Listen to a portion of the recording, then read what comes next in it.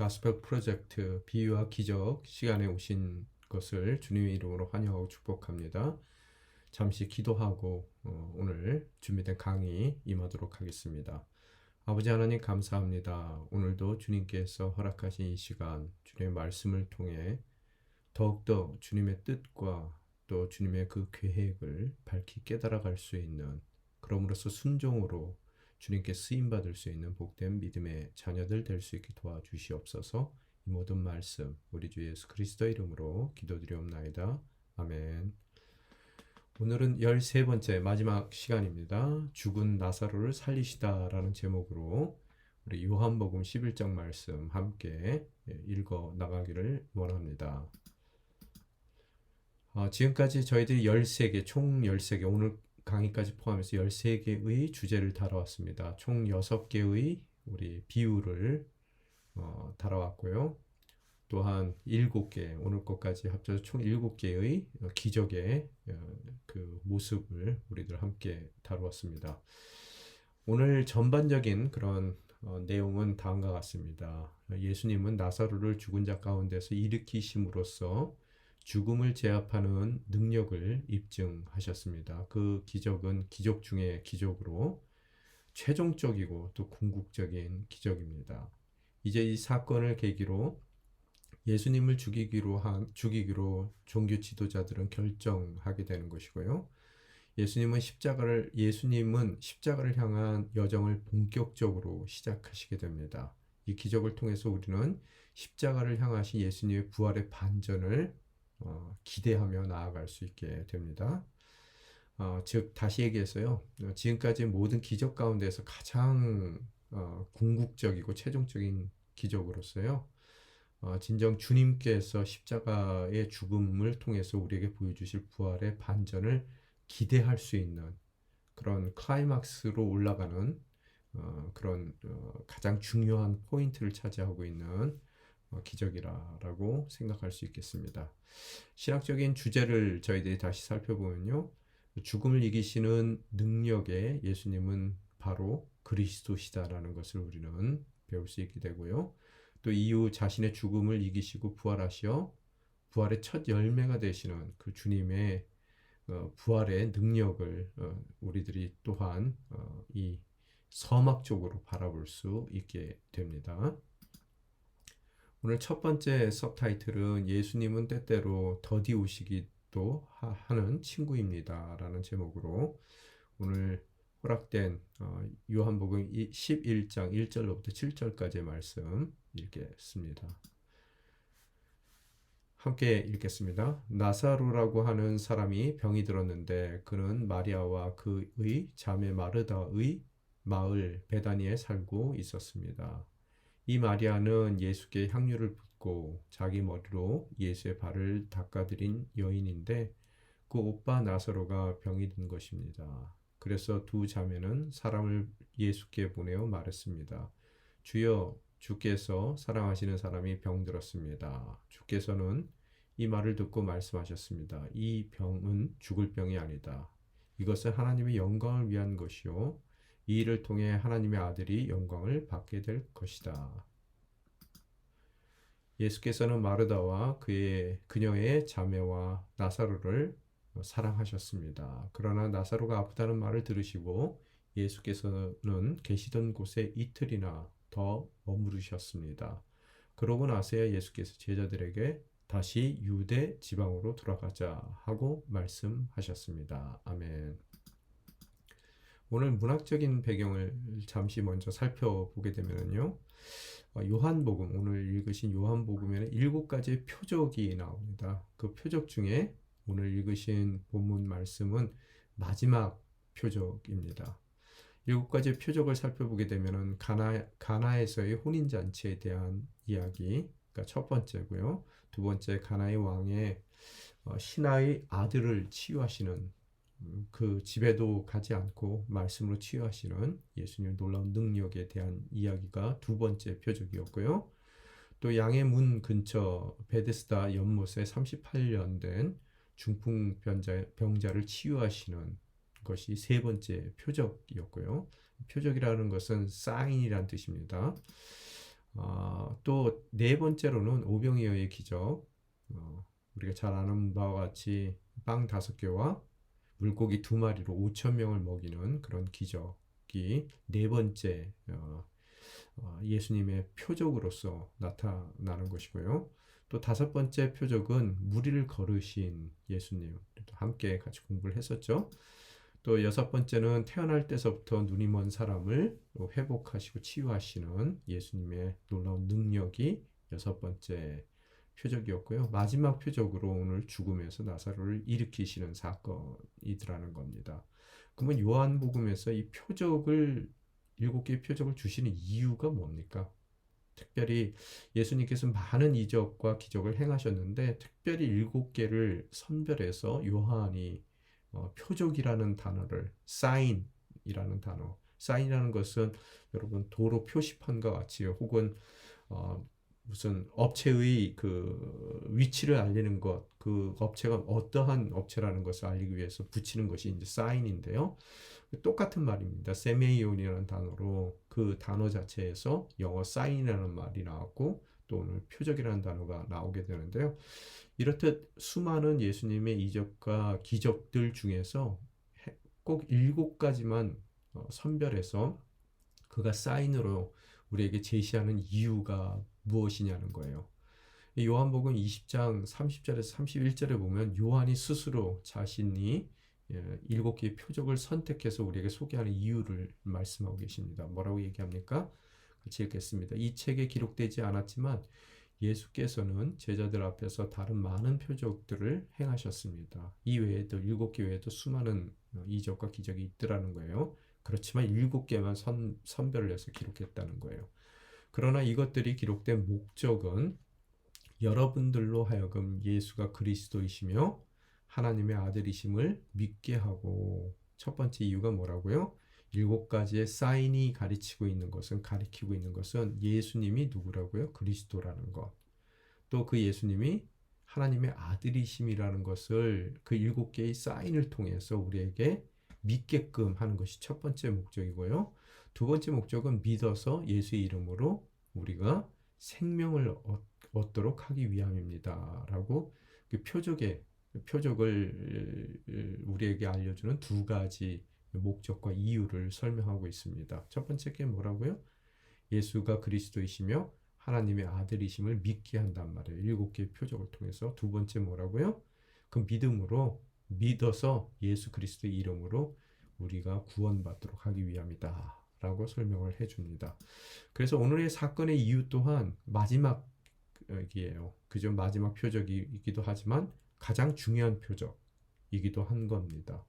그래서 그 마지막이고 가장 중요한 이 클라이막스에 해당되는 그런 표적을 통해서 우리에게 주시는 목적이 뭐예요? 주시는 그 표적을 통해서 이루고자 하는 것은 마지막 표적으로 이제 죽음을 향해서 이 막바지의 공생애를 살고 계시는 예수님입니다. 그렇지만 이 죽음을 이기시는 바로 예수는 그리스도라는 거예요. 여기 얘기한 것 같이요. 또 하나님의 아들이시라는 거예요.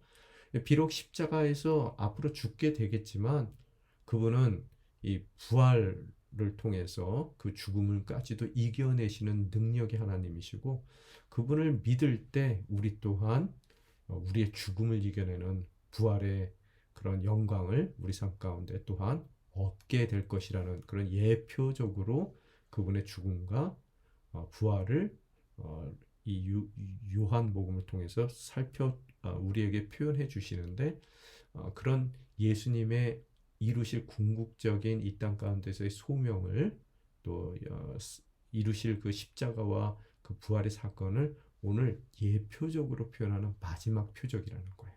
그죠? 그래서 그 표적을 통해서 이분은 죽음을 이기시는 능력의 소유자이며 그분은 그리스도일 수밖에 없는 것이고 또 이렇듯 죽은 자를 살려내시는 능력으로 우리에게 생명을 얻게 해 주실 본인 자신의 죽음으로부터도 승리하시지만 우리의 죽음으로부터 또한 죽음을 또 승리하게끔 해 주시는 그런 부활의 구원자라는 것을 우리에게 믿게 하는 것으로서 그 이름으로 생명을 얻게 하기 위한 표적으로서의 목적이 있더라는 겁니다. 자, 오늘 배경을 좀 살펴보게 되면요. 어디에서 오늘 이 사건이 일어납니까? 예루살렘을 향해 유다 지역에서 왔다 갔다 하는 사역을 지금 보내고 있어요. 그죠? 예루살렘을 향해 가고 있어요. 또 예루살렘에 들어갔다가 또 나오시기도 하세요. 지금 그 예루살렘 근교에서 왔다 갔다 하시는 이 후반부의 공생의 후반부를 지금 보내고 계시는데요. 오늘 그 정확한 위치는 베단이라고 표현이 되어 있습니다. 예루살렘에서 15스타디온 즉 3km 떨어진 곳인데요. 이 감람산 동쪽에 위치한 그런 작은 마을입니다. 베다니란 마을인데요. 이 베다니는 6월달에 매우 바쁜 민박 지역이에요. 그래서 민박촌들이 많이 형성이 되어 있는 그런 마을인데요. 뭐 3km 정도 떨어졌으니까 예루살렘은 워낙 비싼 곳이라 대부분의 사람들이 6월절을 예루살렘의 성전 근처에서 보내길 원하지만 예루살렘에서는 머물 수가 없어 3km 떨어진 베다니에서 또 그것도 그 민박 지역에서 머물렀던 그런 곳입니다. 근데 아람어로 보게 되면은 이 베트 아냐라고 해서요. 뭐 히브리 말도 마찬가지죠. 그 뜻이 가난한 베트 하면 집이란 뜻이고 아냐 하면은 그 가난한 사람들이란 뜻입니다. 그래서 가난한 사람들의 집 그렇게 뭐 부유한 동네가 아니고요. 서민들이 살던 지역이었고 비교적 가난한 사람들이 또 이들이 절기에 맞아서 예루살렘을 오는 그런 모든 유대인들을 수용하는 이 민박 중심으로 그 삶을 꾸려나갔던 그런 동네인 것 같습니다. 누가 나와요? 나사로와 그의 여동생 마르다와 마리아에 대한 이야기가 나옵니다. 정상적인 가정은 아닌 것 같아요. 왜냐하면은 그 가정에 대해서 얘기하면서 부모에 대한 언급이 없습니다. 그 얘기는 뭐냐면 부모님들이 안 계신 그런 가정이에요.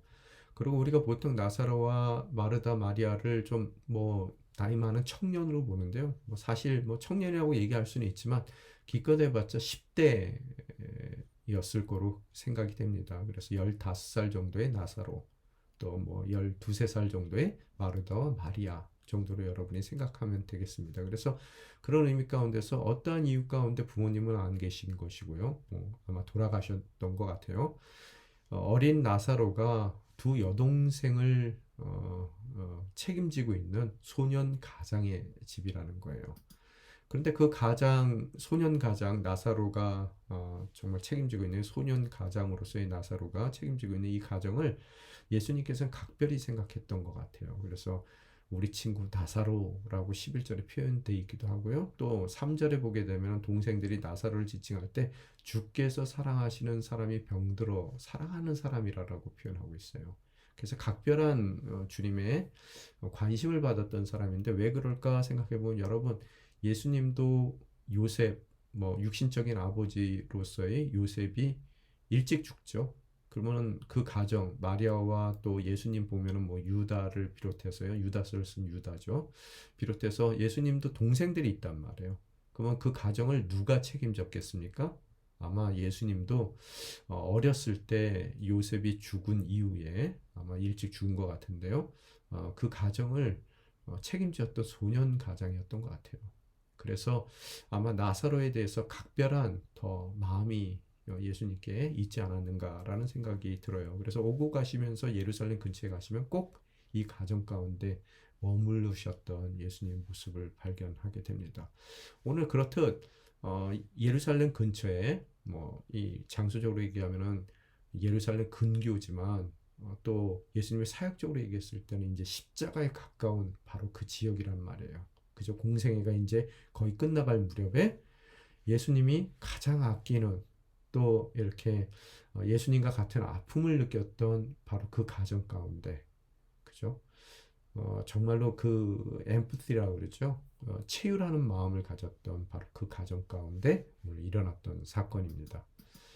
오늘 언제 이게 일어났어요? 사건이요? 시기적으로 봤을 때는요. 우리가 읽으신 11장 다음 장 12장에 보면 이렇게 시작됩니다.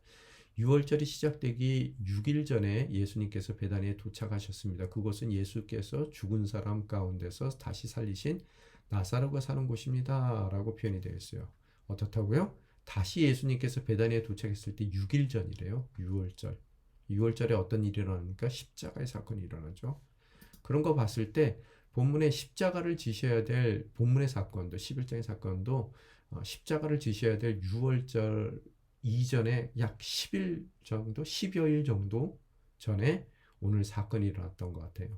그래서 십자가가 임박했을 때 오늘 이 사건이 시기적으로 봤을 때 일어난 것 같은데요. 6월절에 한 10여일 정도, 뭐 기껏 해봤자 20일 전에 있었던 사건인 것 같은데요.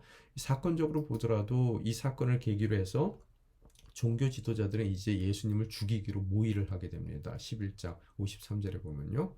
그래서 이 사건 바로 직전에 또한 오늘 이 11장의 사건 바로 직전에 성전에서 유대 사람들과 막 논쟁을 해야 합니다. 예수님이. 어떤 논쟁이요? 자신이 그리스도라고 말씀하시더라는 거예요. 그런 자신이 그리스도라고 말씀하시는 그 논쟁 가운데 유대인들은 예수님을 돌로 치려고 그래요. 그래서 아직까지 십자가의 때가 안 됐기 때문에 예수님께서 요단강 건너편으로 뭐 이 사건은 지금 유대 지방에서 일어나는 건데요. 특히 예루살렘에서 일어났던 일인데 요단강 건너편을 잠시 피신하시게 됩니다. 오늘 이 얘기는 뭐냐 하면은 사건적으로도 보게 되면은 모든 유대인들이 점점 예수님을 더 노골적으로 죽이려는 그런 마음, 위협적인 태도를 갖고 있을 때 지금 모멘텀이 클라이막스 11 십자가라는 클라이막스를 향해서 이 모멘텀이 사건적인 모멘텀이 이 분위기적인 모멘텀이 차곡차곡 쌓아나가서 거의 정점에 닿았을 때 오늘 이 사건이 일어나게 되더라는 거예요. 그 요단강 건너편을 피신하고 있을 때 오늘 사건이 시작됩니다. 뭐가 일어나요? 예수님께 급한 급보가 찾아오게 됩니다. 어떤 급보예요? 급보예요? 이 불쌍한 이 가정의 소년 가장 예수님께서 체휼하셨던 바로 그 나사로의 위급한 상황을 전해 듣게 됩니다. 그런데 예수님께서는 좀 의아한 행동을 하세요. 어떤 의아한 행동이에요? 6절에 보게 되면은 그 요단강 건너편으로 잠시 피신했던 그 자리 가운데 이틀이나 더 머물렀다라고 성경은 표현하고 있습니다. 이틀 후가 돼서야 다시 베다니가 있는 유다 지방으로 가자고 예수님께서 제자들에게 말씀하시더라는 겁니다. 이 급보를 보냈을 때 두 어린 여동생 마리아와 마르다의 기대는 어떤 기대를 갖고 보냈을까요? 유달리 예수님께서 오빠 나사로를 사랑해 주셨어요. 또 여러분 이 당시에는 만약에 소년 가장이었던 나사로가 죽었을 때 이 두 여동생 마리아와 마르다가 어떠한 삶을 살게 될지는 예수님께서도 충분히 알고 계셨단 말이에요. 이들은 정말로 남자가 없는 가정 가운데 어린 두 여자예요. 그들의 삶이라는 것은 뻔한 거예요. 뭐 길거리로 나앉아 몸을 파는 여인이 될 수도 있는 거고요.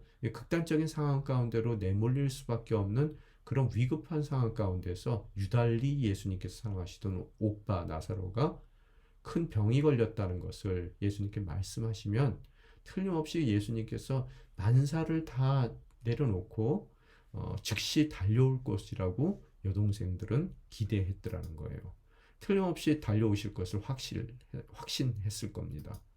그런데 마르다와 마리아가 주님께서 곧바로 달려와서 치료해 주실 것으로 기대하고 있었는데 예수님은 다른 계획을 갖고 계셨다는 거예요. 그죠? 바로 어떤 계획이에요? 마지막 표적을 주님께서 이루실 그 계획을 갖고 있었어요. 이 당시만 하더라도 아무도 모르죠. 이것이 죽은 나사로를 살리시는 그럼으로써 예수님의 죽음을 이기시는 부활의 사건을 예표적으로 표현하시는 것으로서 예수님이 그리스도이시고 하나님의 아들이시고 또 그런 예수님을 믿는 것으로서 우리 또한 그 부활의 능력을 덧입게 되는 구원받은 자로서 삶을 살도록 마지막 표적을 준비하고 있다는 것은 아무도 당시에는 모르죠. 오직 예수님만 아시는 거죠. 다른 계획이 계시더라는 거예요. 그냥 달려오시지 않더라는 거예요. 그래서요. 이것은 그래서 4절에 뭐라고 표현하고 계세요? 그 마지막 표현의 표적에 대한 이야기를요. 이것은 하나님의 영광을 위한 것이요. 이 일을 통해 하나님의 아들이 영광을 받게 될 것이다. 그죠? 그래서 하나님의 계획대로 예수가 그리스도이시고 하나님의 아들이심을 모든 사람이 믿게 하기 위한 것이고, 또 더 나아가서 이제 십자가를 지시고 부활하실 예수님을 믿는 것으로서 그분의 이름을 통해 우리 모두 또한 부활하는 구원받은 인생이 되게 하시기 위한 주님의 계획을 이루기 위한 영광의 과정으로 이제 이 모든 사건을 사용하시려는 주님의 또 다른 계획을 그 어떤 누구도 모르더라는 거예요. 이것은 예수님 부활의 서막입니다. 그죠? 예수님 자신의 부활에 대한 서막의 사건. 들어가는 질문이 있는데요. 어떤 질문이요? 마리아나 마르다나 나사로의 입장이 되어 상상해 보십시오. 이들의 셋의 이름의 입장에 대해서 상상해 보라는 거죠. 만약에 예수님 더디 오시면 어떤 마음이 들겠어요? 분명히 날 사랑하시는데 우리가 기도하는데 통 우리에게 응답 안 하세요. 그죠? 이쯤 되면은 예수님께서 응답해 주셔야 되는데 왜 안 하실까? 어떻다고요? 다른 계획이 있다는 걸 생각하지 못하고 섭섭하고 원망스러웠을 거라는 거예요. 또 예수께서 능력이 있으신데도 행사하지 않으려고 하시는 것을 원망했을 겁니다. 또한 처음에는 기대감으로 애간장을 태우다가 나중에는 원망이 어떻게 변해요? 예수님을 미워하는 미움으로 변했을 수 있어요. 가끔 목회하다 보면은 이런 미움을 가지신 분들을 만나게 됩니다. 어떻다고요?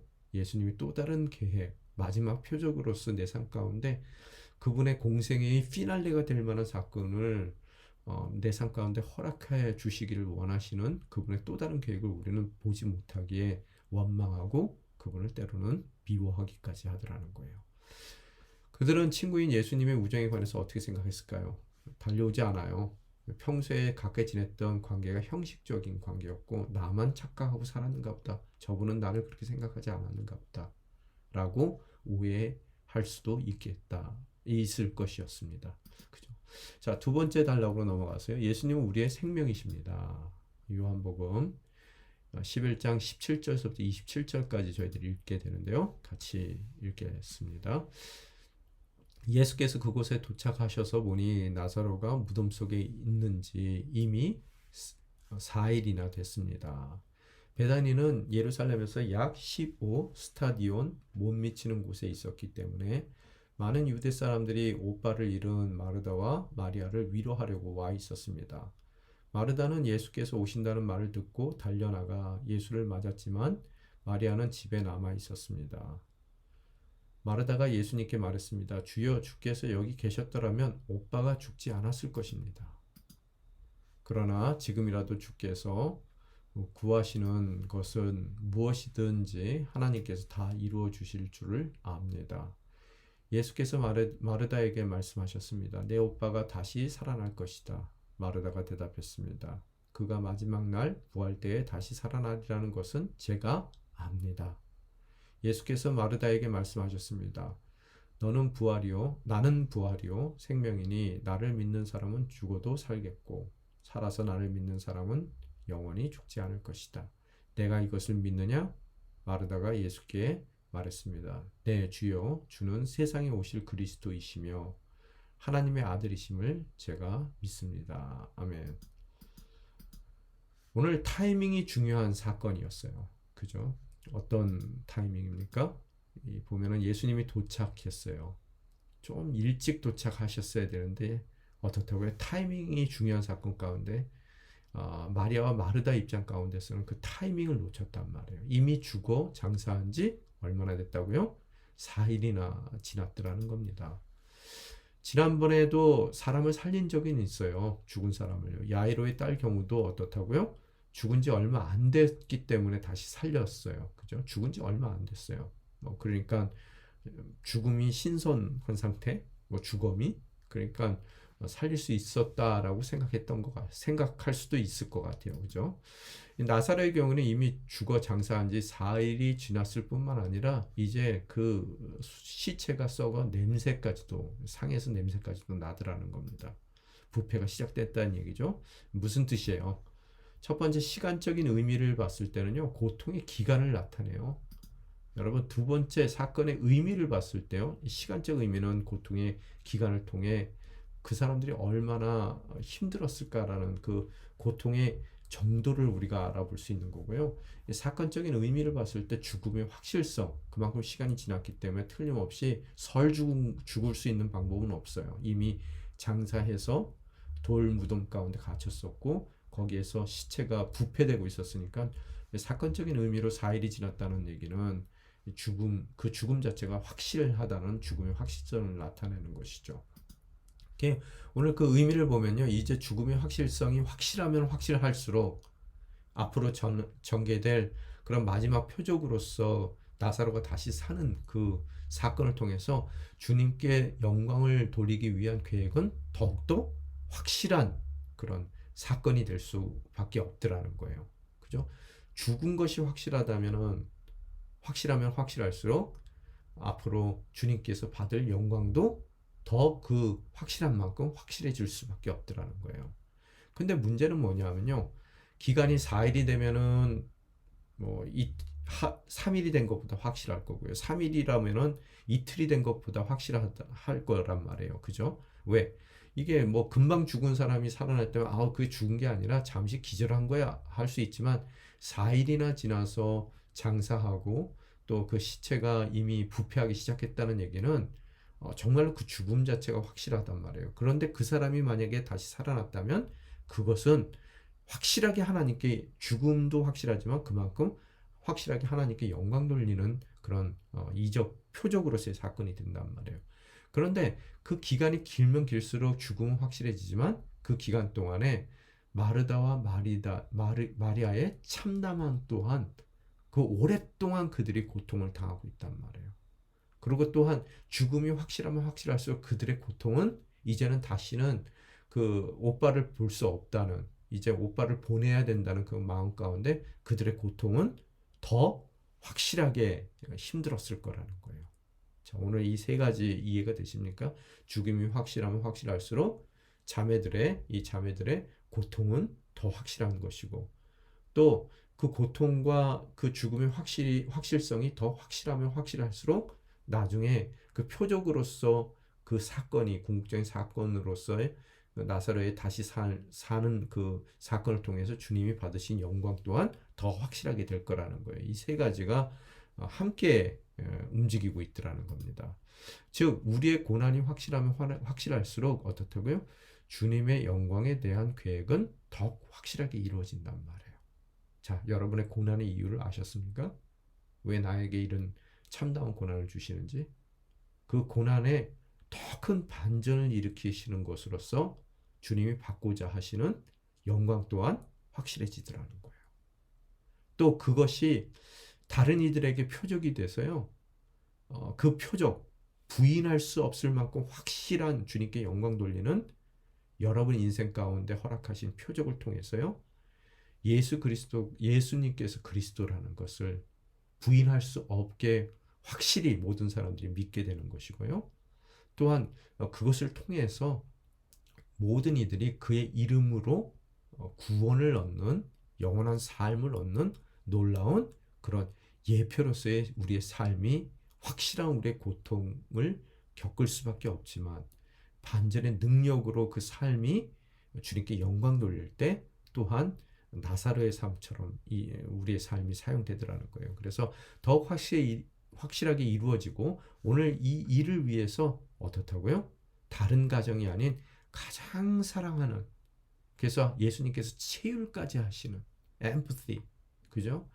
소년 가장으로 살아왔던 예수님께서 소년 가장으로 정말로 최선을 다하고 사는 나사로, 그 사랑하는 나사로와 그 가정을 주님께서 이 마지막 표적을 나타내는 가정으로 선택하여 사용해 주시더라는 거예요. 우리의 가정도 마찬가지입니다. 그죠? 오늘 그 상황 가운데서요. 오늘 예수님께서 오신다는 소식을 듣고 달려나가요. 마르다가요. 그런데 마리아는 집에 있습니다. 왜 있을지 나중에 잠시 또 후에 얘기하고요. 그래서 예수님을 맞으면서 마르다가 마리아도 또 동일한 얘기를 나중에 하지만요. 뭐라고 얘기합니까? 주여, 주께서 여기 계셨더라면 오빠가 죽지 않았을 것입니다. 어떤 뉘앙스로 들리세요? 이 말씀이요. 원망 아닙니까? 예. 왜 지금 오셨어요? 조금 빨리 오셨으면은 우리 오빠가 죽지 않았을 거 아닙니까? 우리가 급보를 보낸 이유가 뭡니까? 빨리 오시라고 보낸 거 아니에요. 저희가 언제 예수님 귀찮게 한 적이 있습니까? 주님 얼마나 급한 일이라면 저희들이 한 번도 주님을 그렇게 급하게 찾아본 적이 없는데 그렇게 찾았다면은 와주셔야 되는 거 아닙니까? 라는 원망이 담겨 있더라는 거예요. 여러분, 이 원망이라는 것은 믿는 자만이 짓는 죄입니다. 믿지 않는 자들은 이 원망의 죄를 질 수가 없어요. 왜?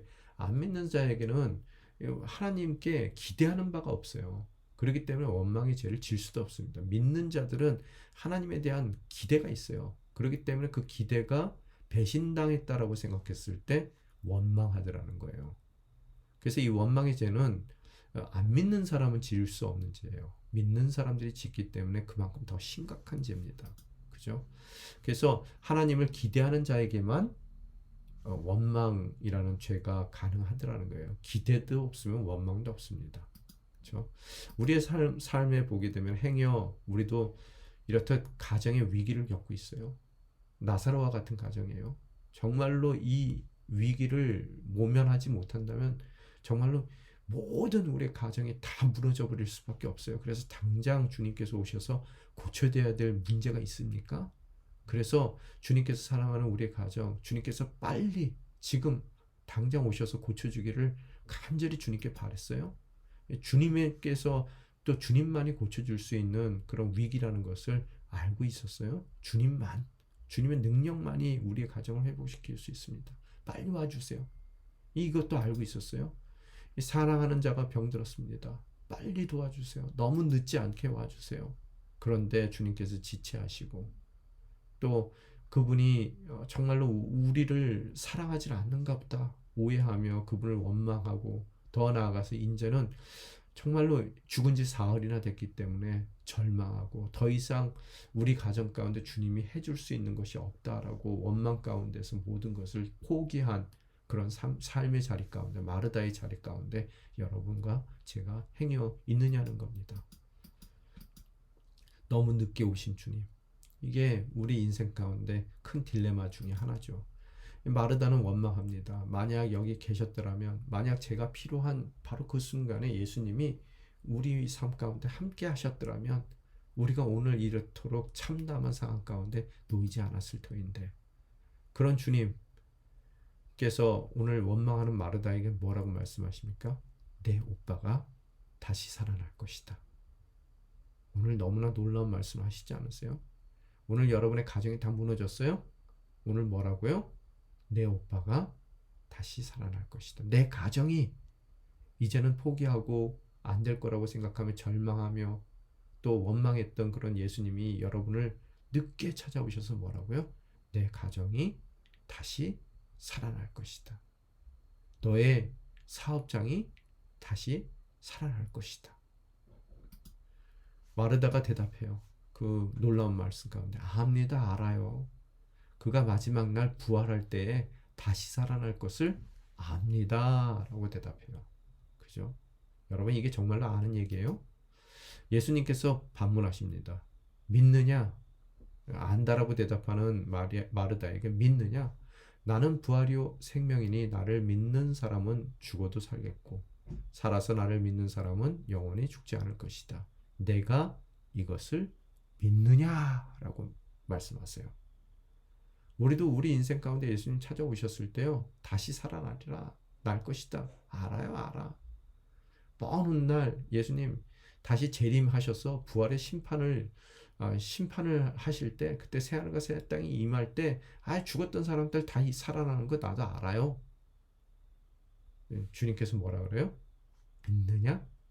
나는 부활이요 생명이니 나를 믿는 사람은 죽어도 살겠고 살아서 나를 믿는 사람은 영원히 죽지 않을 것이다. 영원이란 말은 앞으로도 죽지 않고요, 뒤로도 죽지 않는다는 얘기예요. 그죠? 모든 시간을 포함하고 있는 것이 영원입니다. 내가 이것을 믿느냐? 라고 묻습니다. 마르다는 네 주여, 주는 세상에 오실 그리스도시며 하나님의 아들이심을 제가 믿습니다. 믿느냐? 압니다. 믿느냐? 믿습니다. 오늘 이들의 대화더라는 거예요. 바로 이것이 원망할 수밖에 없는 믿음의 한계라는 거예요. 여러분, 예수님이 그리스도라는 것도 믿어요. 마지막 날 부활도 믿습니다. 그렇게 죽은 오빠가 마지막 날 부활할 것도 알아요. 그죠? 그러나 그가 믿는 예수님은 오늘의 나의 삶에서 절반의 능력밖에 없는 분이라는 거예요. 무슨 소리입니까? 병 정도는 아무리 중한 거라도 그 병 정도는 고칠 수 있는 분이시지만 또 혹은 방금 죽은 지 얼마 안 된 아이는 살릴 수도 있어요. 그런 능력이지만 그러나 죽은 지 사흘이나 지나서 냄새까지도 그 시체가 부패해서 냄새까지도 나는 나사로는 살리지 못하는 예수님이라는 거예요. 그 나사로가 그렇기 때문에 나사로가 죽기 전에 오셨었더라면 그 오빠가 죽지 않았을 텐데 라며 그 모든 능력을 갖고 계신 예수님을 절반의 믿음으로만 바라봤기 때문에 원망하고 있는 바로 원망할 수밖에 없는 반쪽짜리 믿음이라는 거예요. 부활의 능력에 관해서는 단지 미래의 어떤 날에 일어날 막연한 것에 대한 일어날 일이라고 생각하는 막연한 믿음을 갖고 있었단 말이에요. 우리 중에서도 많은 분들이 이래요. 앞으로 부활할 거예요. 예수님이 주님이세요. 그 이름을 믿는 것으로서 우리가 구원도 받아요. 또 우리가 틀림없이 부활할 것이라는 언젠가 예수님이 오시는 그날 미래의 어떤 시점 가운데 우리가 구원받아서 영화로움까지도 입게 될 것이라는 막연한 믿음을 갖고 있단 말이에요. 그런데 오늘 문제에서는요, 어떻게 해요? 병 정도는 고칠 수 있지만 또 금방 죽은 어린아이 정도는 살려내실 수 있는 특별한 능력이 있는 주님이시지만 죽어서 사흘이나 돼서 송장에서 냄새가 난다면 그것은 불가능할 거라고 생각하는 그런 한정짓는 믿음을 갖고 있더라는 거예요. 오늘 우리의 문제는 문제에서는 이렇듯 나사로가 4일 동안 사흘 전에 죽어서 4일 전에 죽어서요. 냄새나기 때문에 나사로를 살릴 수 있을 것이라고 생각지도 못한다는 거예요. 그런 나사로를 살리는 능력이 없더라라고 생각하며 절망하며 원망하는 그런 믿음을 행해 우리가 갖고 있지는 않느냐는 겁니다. 오늘 우리의 모습은 어떻습니까? 미래의 구원자로서 예수님은 알아요. 그러나 오늘 문제에서는 글쎄 병이나 고칠 수 있는 능력은 되시지만 죽은 지 사흘이나 지나서 냄새까지 나는데 내 문제를 갖고 어쩌시겠다고 라고 생각할 수도 있단 말이에요. 열심히 교회도 다녀요. 당연히 예수님이 그 사람의 주님이세요. 구원주라는 것을 또 믿어요. 마지막 날 부활에 관해서도 압니다. 얼마나 날 사랑하시는지도 알아요. 그러나 삶에 이렇듯 정말로 큰 위기의 순간 가운데서 그분을 불렀음에도 불구하고 늦게 오신 주님. 그래서 우리 인생의 나사로가 무덤에 묻힌 지 사흘이 돼서 이제 냄새까지도 난다면 우리는 이 일 가운데서는 주님께서 해줄 수 있는 일이 아무것도 없다라고 생각하며 행여 주님을 원망하는 반쪽짜리 믿음을 갖고 있느냐는 겁니다. 오늘 그런 원망할 수밖에 없는 믿음을 변화시켜 주시고자 찾아오신 주님을 우리는 반드시 만나야 될 줄 믿습니다.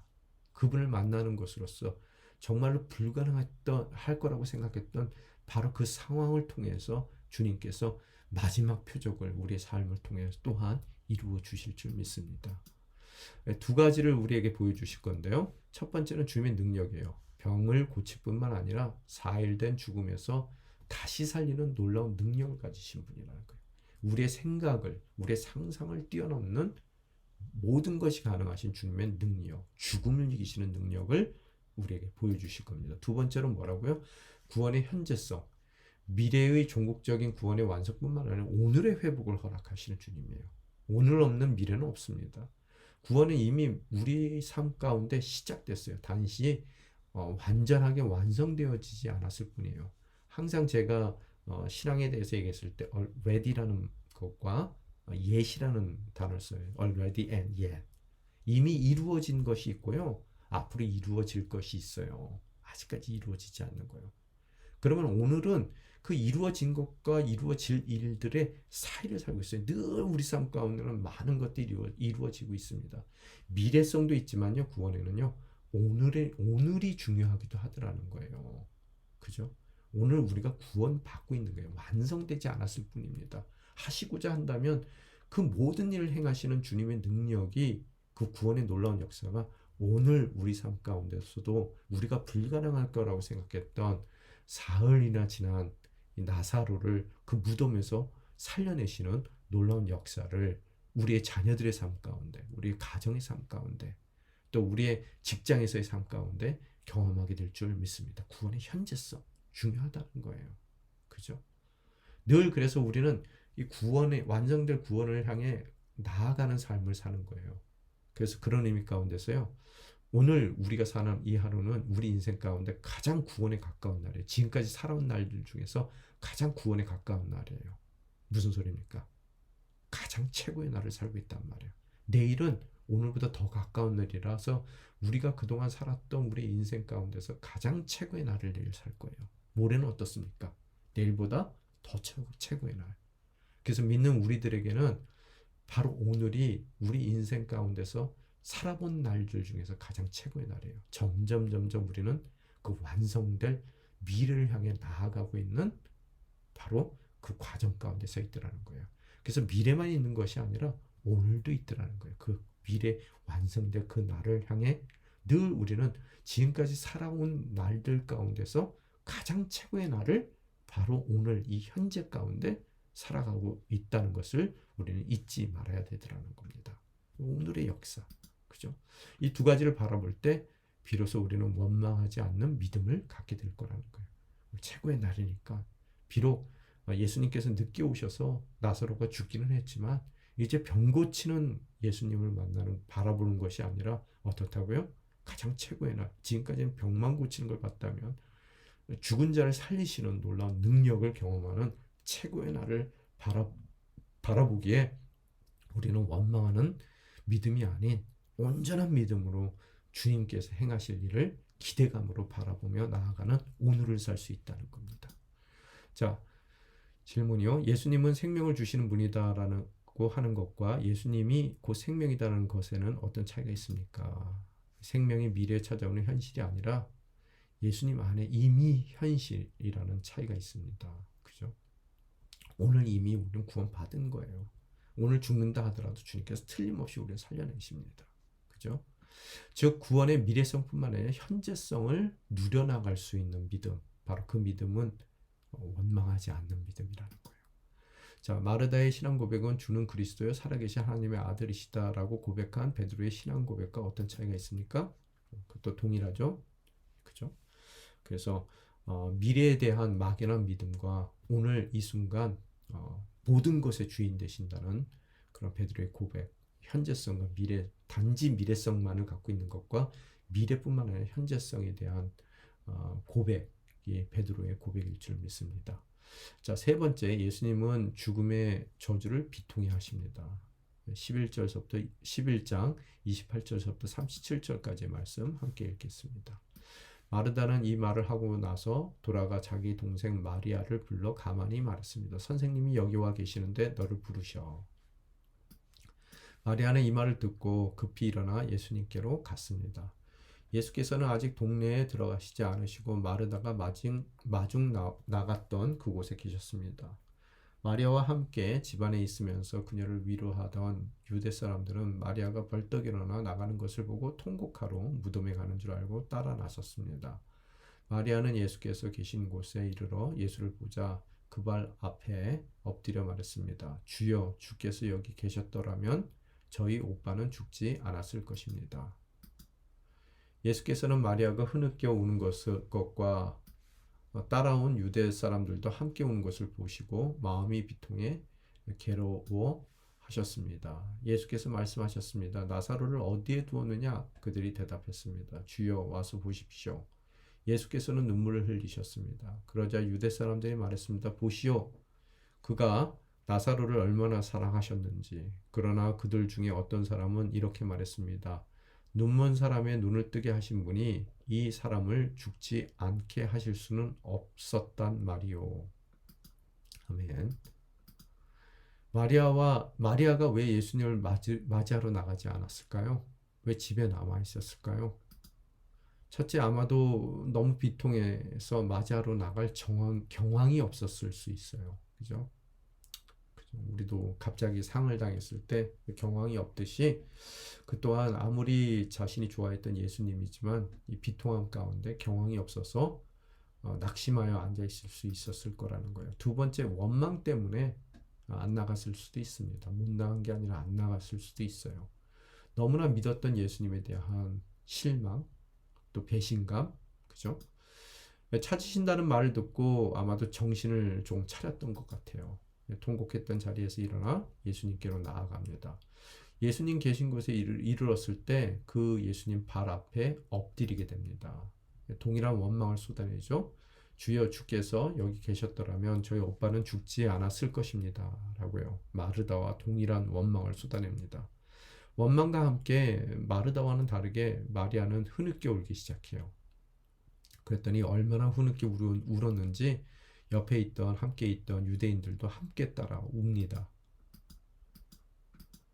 오늘 이에 대한 예수님의 반응은 어땠어요? 우시는 것을 보시고 마음이 비통해 괴로워하셨다라고 33절에 기록되어 있습니다. 여기 마음이라는 단어는요, 푸누마라는 단어예요. 영혼이라는 뜻이죠. 영혼이 비통했다는 거예요. 마음이 비통한 것보다는요. 그죠? 또한 비통이라는 단어 자체도 엠브리오 메오마이라는 그런 단어인데요. 한글 개역개정에서는 원통함이라고, 비통함이 아니라 원통함이라고 하는데요. 두 가지 감정이 포함되어 있어요. 분함이라는 감정도 포함되어 있고 슬프다라는 감정도 펴 있는 단어입니다. 그리고 괴롭다라는 단어는요, 예수님의 마음의 동요를 나타내요. 문법적으로 보면 뭐 제기 대명사와 함께 사용돼서요. 이것은 그 마음이 괴로울 뿐만 아니라 왜 괴로움의 그 이유는요, 이 불쌍히 이 울고 있는, 지금 통곡하고 있는 이들에 대한 불쌍히 여기는 마음 때문에 예수님 마음이 괴로워졌다는 것을 강조하는 의미입니다. 그래서 마음은 영혼이고요, 비통함은 두 가지, 이 분함과 슬픔이라는 감정을 표현하고 있고요, 또 괴롭다는 말은 우리가 긍휼히 여기다, 불쌍히 여기다라고 이해를 할 수 있게 됩니다. 그래서 죽음의 저주에 자신의 영혼으로 분노하셨어요. 죽음의 저주 가운데 묶여있는 우리들의 모습을 보고 분노하셨어요. 저주에 대해서는요. 또한 고통당할 수밖에 없는 이들의 모습, 그래서 할 수 있는 것이라고는 통곡할 수밖에 없는 그들의 모습을 슬퍼하셨어요. 영혼으로 슬퍼하셨고, 또 슬퍼만 하신 것이 아니라 긍휼히 불쌍히 여겨주셨다라고 33절에 표현이 되어 있습니다. 바로 이 긍휼의 여김은 이제 주님의 능력으로 나타나요. 우리 이전에도 공부했었죠? 긍휼함이라는 것은, 이 감정은 능력입니다. 긍휼한 마음을 품은 만큼 이제 그 주님의 놀라운 능력이 나타나게 됩니다. 예수님께서는 나사로가 어디에 장사되었는지 물으시고 그 무덤으로 향해 가십니다. 성경은 예수님이 그 향해 가시면서 눈물을 흘렸다라고 표현이 되어 있어요. 긍휼한 마음, 또 이 분노의 마음, 슬퍼하는 마음, 다 이 영원히 슬퍼하니까 눈물이 나는 것이죠. 이제 곧 그 비통함, 이 죽음의 저주에 대한 분노, 또 그 저주 가운데 묶여 사는 이들에 대한 슬픔, 또 그들에 대한 긍휼한 마음에서 우러나는 눈물은 놀라운 예수님의 능력으로 표현되어질 것입니다. 그럼에도 그 짧은 기간 동안에 유대인들의 반응이 나와요. 뭐라고요? 보시오, 그가 나사로를 얼마나 사랑하는지. 사랑한다며. 그러면서 이전에 보니까 눈먼 사람들의 눈은 뜨게 하던데, 장님은 눈을 뜨게 하는 그 치유의 능력은 있는데 이 사람 죽지 못하게 그 사람의 병은 치유하지 못했단 말인가? 뭔가, 그죠? 철저한 어둠 속에, 영적인 어둠 속에 있는 이들이에요. 지금 부활의 서막 같은 그런 마지막 표적의 사건들이 이루어지고 있는 그 상황 가운데서 예수님 자신의 사건에서 이들은 냉소하고 또 영적인 무지를 드러낸 것 같이, 앞으로 이들은 예수님이 십자가에 못 박히셔서 부활했을 때도 동일한 냉소와 무지를 나타낼 거라는 거예요. 영적인 어둠 가운데 갇혀 있던 사람들이에요. 그렇죠?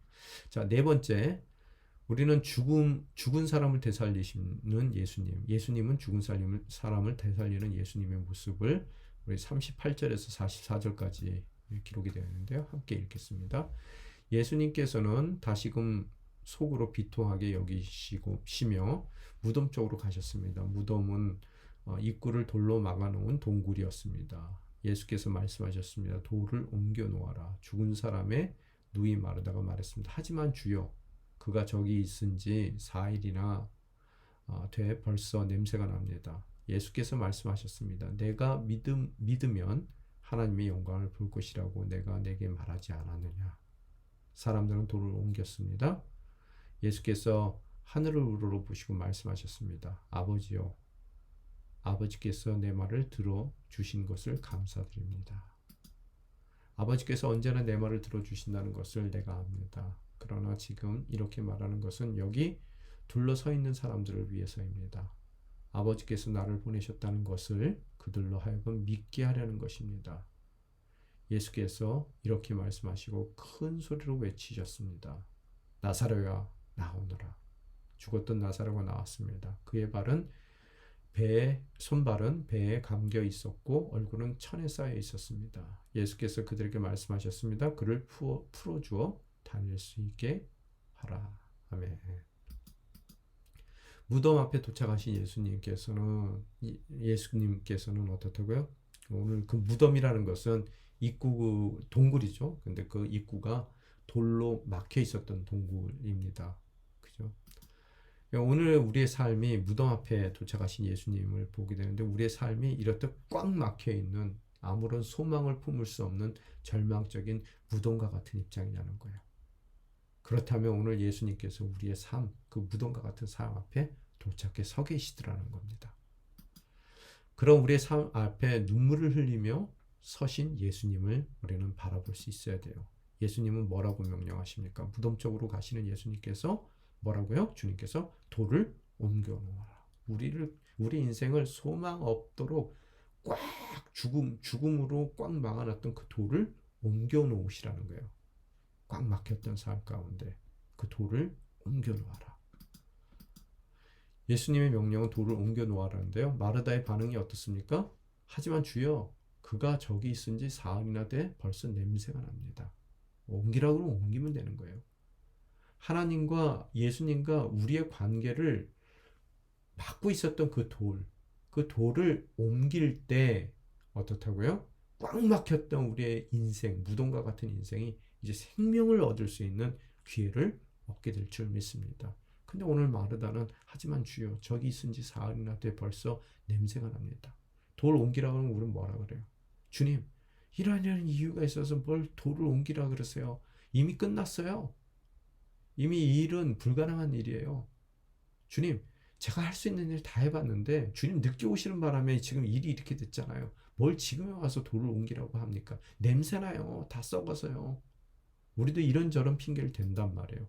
그때 마음 가운데 뭐예요? 병 고치는 예수님은 믿지만 죽음을 이기시는 예수님에 대해서는 아직까지 믿지 못하는 절반짜리 이 원망할 수밖에 없는 믿음을 갖고 있더라는 거예요. 이미 죽음을 이기신 사건들 있었어요. 아까 얘기 드린 것 같이 나인성 과부의 아들도 살렸고요. 야이로의 회당장의 딸을 살렸어요. 근데 그 사람들은 죽은 지 얼마 안 됐지만 4일 지나서 냄새 난단 말이에요. 불가능하다는 거예요. 그죠? 오늘 우리는 주님의 능력을 우리가 한정져 버리고 있지는 않느냐는 거예요. 박스테인 해서요.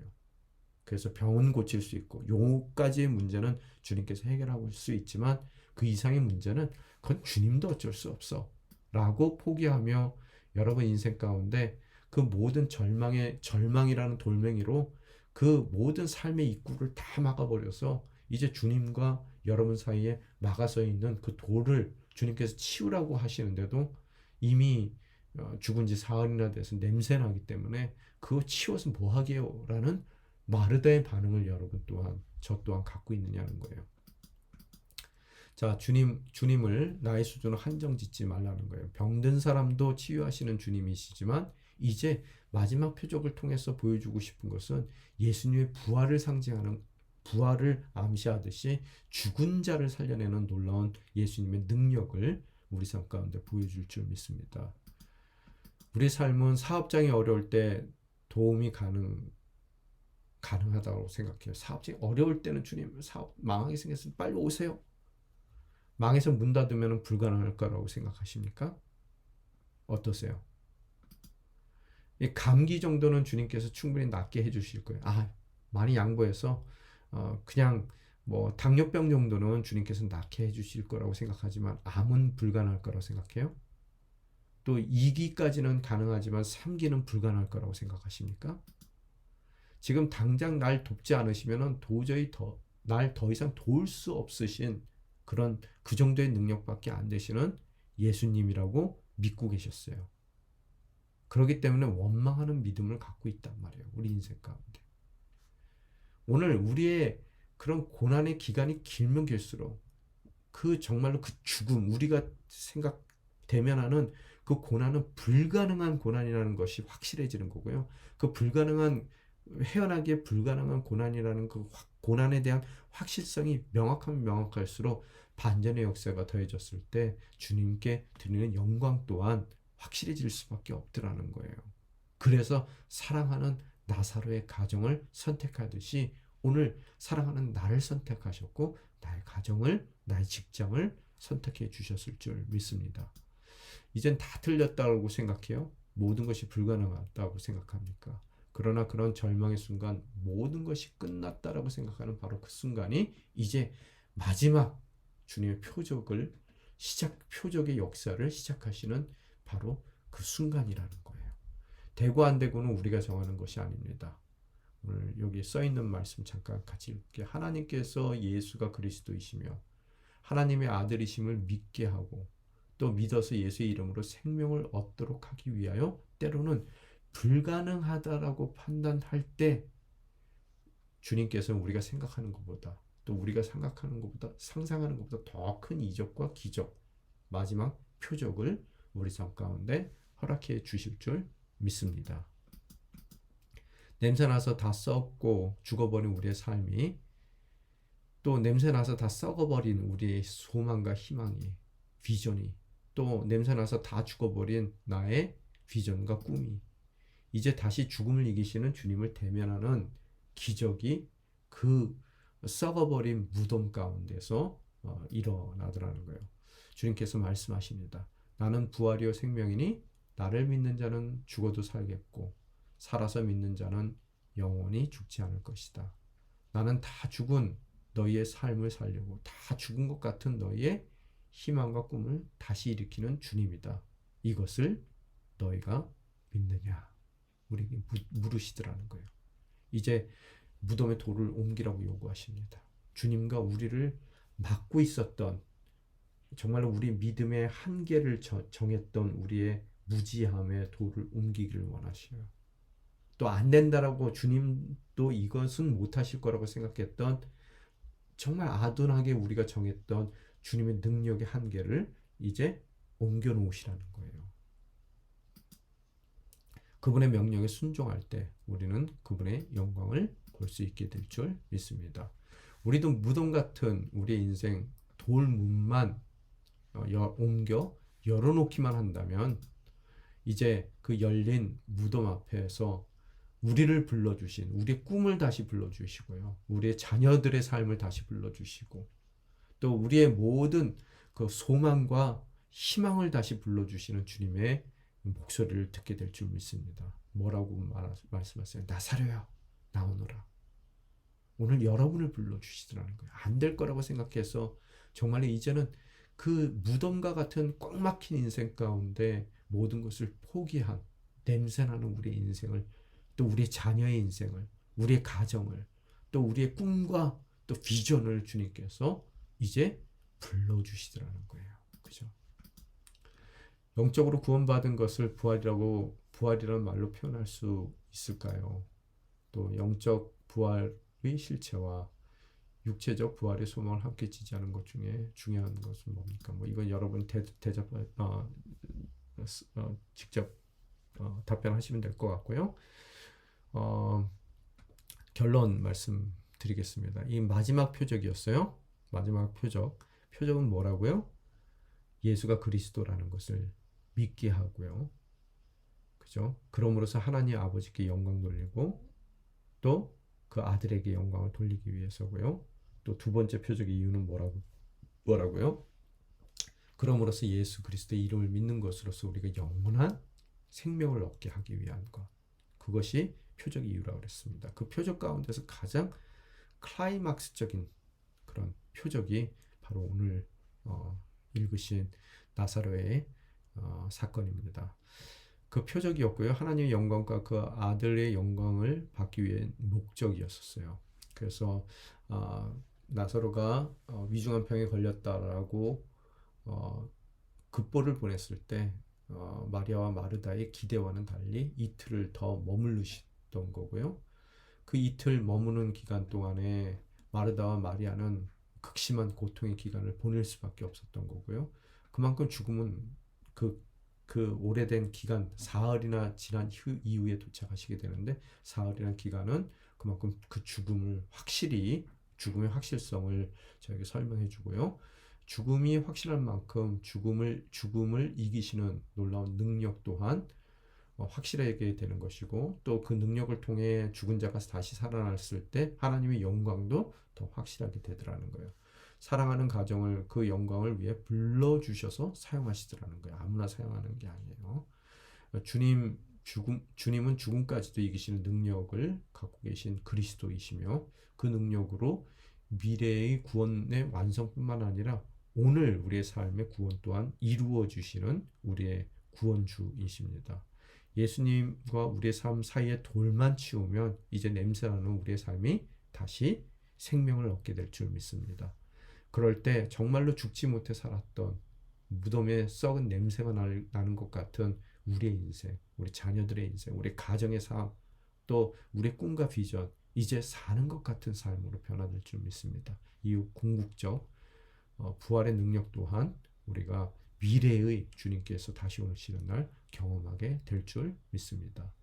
오늘 그런 돌을 치우시는 것으로서 진정 썩었던 우리의 인생, 절망적인 우리의 인생이 다시 한번 새 생명을 얻고 허락하신 두 번째 기회를 잘 선용하며 주님께 크게 영광 돌릴 수 있는 복된 인생 되시기를 축원합니다. 아까 말씀드린 대로 어제부터 오늘은 우리 인생 가운데서 살아온 모든 인생의 이 구원의 현재성을 말씀드린 거죠. 지금까지 살아온 날 중에서 오늘이 가장 최고의 날이고요. 내일은 오늘보다 더 최고의 날을 사실 거예요. 그럼으로써 우리는 언젠가 가장 우리의 인생의 최고의 날, 예수 그리스도께서 재림하셔서 우리의 죽음을 이기는 부활의 날을 경험하게 될 줄 믿습니다. 그날을 바라보시며 흔들리지 않고 살아가시는 저와 여러분이 되시기를 주님의 이름으로 축원합니다. 기도하겠습니다. 오늘 마지막 13번째 강의로 우리 삶을 인도하여 주시고, 또 오늘 나사로의 사건을 통해서 원망할 수밖에 없었던 반쪽짜리 믿음의 소유자였던 저의 삶을 온전한 믿음으로 초청하여 주시며 다시 한번 감사드립니다. 주님, 마지막 표적의 주인공을 세워주기 위하여 사랑하시기에 우리 삶을 불러주셨고, 또 사랑하시기에 우리 가정, 우리 직장, 우리 자녀의 삶을 오늘 마지막 표적의 주인공으로 불러주셨습니다. 주님, 때로는 그 부르심 가운데 사흘 동안 무덤에 갇혀있는 갑갑한 인생, 또 냄새가 날 정도로 부패했고 또 썩어질 수밖에 없는 우리 삶 가운데 정말 어려운 고난의 시간들, 또 아픈 시간들을 보내지만, 이제 우리의 삶 가운데 무덤과 같은 우리의 인생 문 앞에 서서 그 돌을 굴려 무덤 문을 열라라고 명령하신 주님의 명령에 따를 때, 이제 열린 무덤 문을 통해서 죽은 것 같이 살았던 우리의 인생, 정말 죽지 못해 살았던 우리의 인생이 이제는 사는 것 같이 사는 두 번째의 삶의 기회를 얻을 수 있으려 믿습니다.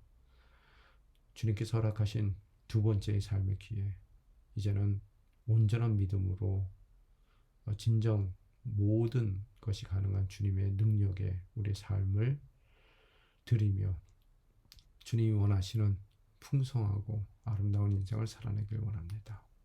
주님께서 무덤과 같은 우리의 인생 다시 한번 생명으로 넘치게 도와주시사 잃어버렸던 꿈을 다시 꾸고, 또 주님께서 허락하셨던 비전을 다시 한번 바라보며 새로운 삶을 살아갈 수 있는 우리의 삶, 또 자녀들의 삶, 우리의 가정, 또 우리의 직장과 사업터가 될 수 있게 도와주시옵소서. 이 모든 말씀 우리 주 예수 그리스도 이름으로 기도드리옵나이다.